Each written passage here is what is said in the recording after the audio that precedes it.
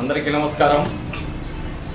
ముఖ్యంగా మీడియా ముందుకు రావడానికి కారణం గౌరవనీయులు మన ఆంధ్రప్రదేశ్ ముఖ్యమంత్రి నారా చంద్రబాబు నాయుడు గారి రేపు 20వ తారీఖు జన్మదినం శుభాకాంక్షలు అడ్వాన్స్గా ఇటు వడ్డెర సంఘం తరఫున కానీ తెలుగుదేశం తరఫున ప్రత్యేకంగా ఆయనకు శుభాకాంక్షలు తెలియజేస్తూ మరి ముఖ్యంగా దాని భాగంగా 4-5 రోజుల నుంచి చూస్తున్నాం వైఎస్ఆర్ పార్టీలో ఏ విధంగా ఆఖరికి నోరు లేని మూగజీవాలు పశువులతో కూడా ఈరోజు రాజకీయాలు చేస్తున్న దౌర్భాగ్యంగా పరిస్థితిలో భూమా కరుణాకర్ రెడ్డి వైఎస్ఆర్ పార్టీ మాజీ ఎమ్మెల్యే టీటీడీ మాజీ చైర్మన్ గారు ఏ విధంగా ఆరోపణలు చేస్తూ రాజకీయాలకి నోరు లేని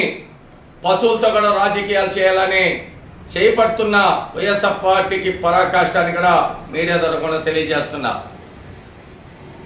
నేను ఒకటే అడుగుతున్నా, భూమా కరుణాకర్ రెడ్డి కానీ ఇంకా చాలా మంది వాళ్ళ వ్యక్తులందరినీ కూడా మనకు నోరుండి ఒక మనిషిగా బతుకుతున్నప్పుడు కూడా మనుషులకి అనేక రోగాలు వస్తున్నాయి. కోట్లు ఖర్చు పెట్టుకున్నా కూడా ఆ రోగాల్ని నయం చేసుకొని బతికించుకునేది కూడా కష్టంగా ఉంది. నోరు లేని మూగజీవాలు పశువులు ఏదో వేళ్ల పశువులలో కూడా 1-2కి బాగలేకుండా రావచ్చు, వాటికి జ్వరం రావచ్చు, ఆరోగ్యంగా లేకపోవచ్చు, ఏదో ఒక సందర్భంలో 1-2 మరణించి వచ్చుండొచ్చు.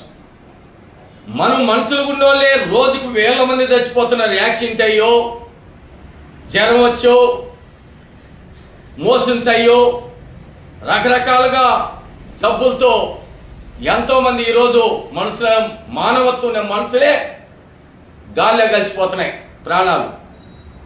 నోరు లేని మూగజీవాలు ఒక గోశాలలో తిరుమల దేవస్థానంలో వేలాది పశువులు, ఆవులు, గేదెలు ఆ యొక్క 5-6 చనిపోయినాయి. దాని రాగాంతం చేసి రాజకీయ లబ్ధి పొందాలని రకరకాలుగా ఆరోపణలు చేస్తూ ఈరోజు భూమా కరుణాకర్ రెడ్డి గారు ఈ వ్యాఖ్యలు చేయడం తీవ్రంగా ఖండిస్తున్నాం. అటువంటి తప్పుడు ప్రచారాలు చేసే వాళ్ళని తప్పకుండా చట్టం సరైన శిక్ష బిగించాలని కూడా, కేసులు నమోదు చేయాలని కూడా తెలియజేస్తున్నాం.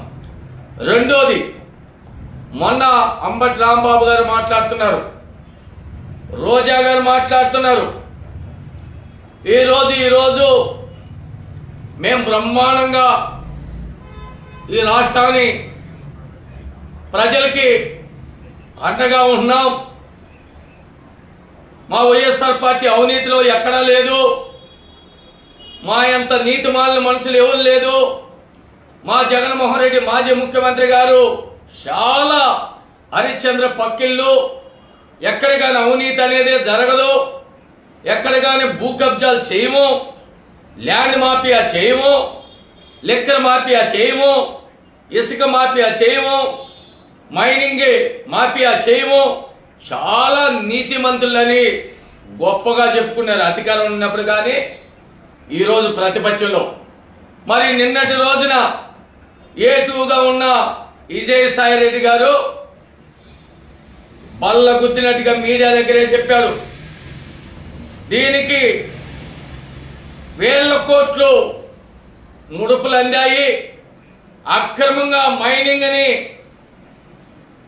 మద్యాన్ని కానీ ఇచ్చలవిడిగా దోషినాం, నేను A2గా ఉన్నవాడిని 2000 అవతలకి నన్ను నెట్టేసినారు, ఈరోజు అక్రమకులకు అవినీతికి మా జగన్మోహన్ రెడ్డి శ్రీకారం చుట్టినాడని కూడా మీడియా ఇక్కడ వచ్చి విజయసాయి రెడ్డి గారు మాజీ రాజ్యసభ సభ్యుడు మరి చెప్పారు. దీనికి ఏం సమాధానం చెప్తారని ఆర్కే రోజా గారు కానీ అంబటి రాంబాబు కానీ చాలా మంది ఇంకా వాళ్ళ వ్యక్తులు ఎవరైతే మాట్లాడుతున్నారో వాళ్ళకందరికి కూడా సవాల్ ఇస్తున్నాం. ఇవన్నీ కూడా వాస్తవం కాదా? ఈ మద్యాన్ని ఇచ్చలవిడిగా దోపిడీ చేసింది వాస్తవం కాదా? మరి ఆ పేర్లు చెప్పారు. కౌశిక్ రెడ్డి అంట, ఇంకా ఎవరు రాజశేఖర రెడ్డి అంట, మా ఎంపీ మిథున్ రెడ్డి అంట, సద్దల భార్గవ రెడ్డి. మరి వీళ్ళందరూ కూడా ఈ 7 కోట్లకు అవినీతికి పాల్పడినది వాస్తవం కాదా? అంబటి రాంబాబు గారు, జగన్మోహన్ రెడ్డి గారు, మీరు దీని నిగ్గు తేల్చుకోవాల్సిన పరిస్థితి. మీరు ఇన్ని 1000 కోట్ల అవినీతిలో కూరకపోయిన మీరు మా నాయకుడు నారా చంద్రబాబు మీద అనేక రకాల ఆరోపణలు చేస్తున్నారు. ఈరోజు ఎక్కడగానే అటువంటి పరిస్థితిలో అవినీతి జరగకూడదు అని పరిపాలన చేసే నాయకుడు, ఏకైక నాయకుడు నారా చంద్రబాబు నాయుడు. ఇటు అభివృద్ధి, ఇటు సంక్షేమం రెండు బ్యాలెన్స్గా చేసుకుంటూ ఈరోజు అమరావతిని ఏ విధంగా పూర్తి చేయాలి, పోలవరాన్ని ఏ విధంగా మరి పూర్తి చేసి అటు తాగునీరు సాగునీరు అందించాలని కూటమి ప్రభుత్వం కలిసి మరి ఈరోజు పరుగులు పెట్టిస్తున్నారు.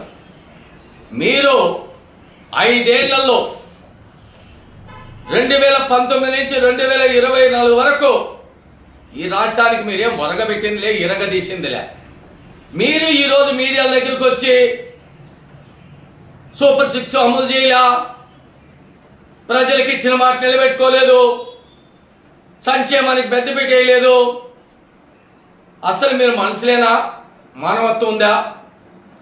సంక్షేమం ఒకటే కాదు, బటన్ నొక్కేది ఒకటే కాదు, అభివృద్ధిగా సృష్టించాలా, పరిశ్రమలు తేవాలి, పెట్టుబడులు పెట్టాలి, హైదరాబాద్ని అమరావతిని సింగపూర్ మాత్రం తయారు చేయాలి.